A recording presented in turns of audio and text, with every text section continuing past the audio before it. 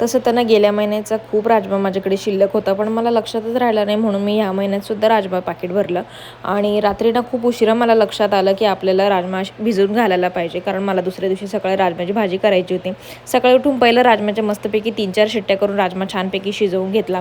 त्यानंतर कच्चा मसाला तयार केला. कच्चा मसाला फक्त कांदा, टमाटा, अद्रक, लसूणच. एकीकडे तेल गरम करून त्यात खडे मसाले आणि जिरे टाकलं. खडे मसाले मी जास्त टाकत नाही, तर दाताखाली आल्यावर कसं तरीच वाटतं. एक अर्धा कांदा मी चिरून टाकलेला होता. दळून घेतलेला जो मसाला होता तो मी त्यात ॲड केला आणि अर्धा टमाटो मी चिरून त्याच्यात टाकलेला होता. मसाला छानपैकी फ्राय करून घेतला कच्चापणा निघेपर्यंत. आणि घरातले हे बेसिक मसाले आपले जसे की लाल मिरची, हळद, किचन किंग मसाला आणि चिकन मसाला मी आवर्जून टाकत असते, त्याच्याने भाजी खूप छान लागते.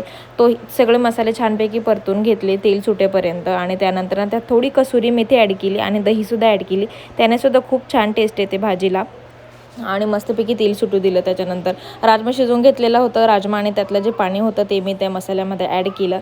चवीपुरती मीठ टाकलं आणि आपली राजम्याची भाजी तयार आहे. तर छानपैकी शिजू दिलं राजम्याला. वरून थोडीशी कोथिंबीर टाकली आणि परत एकदा झाकून थोडा उकळी येऊ दिली आणि तयार आहे आपला राजमा चावल. व्हिडिओ कसा वाटला मला कमेंट करा. नवीन असाल चॅनलवरती तर चॅनलला सबस्क्राईब करा आणि भेटत नेक्स्ट व्लॉगमध्ये. Bye bye.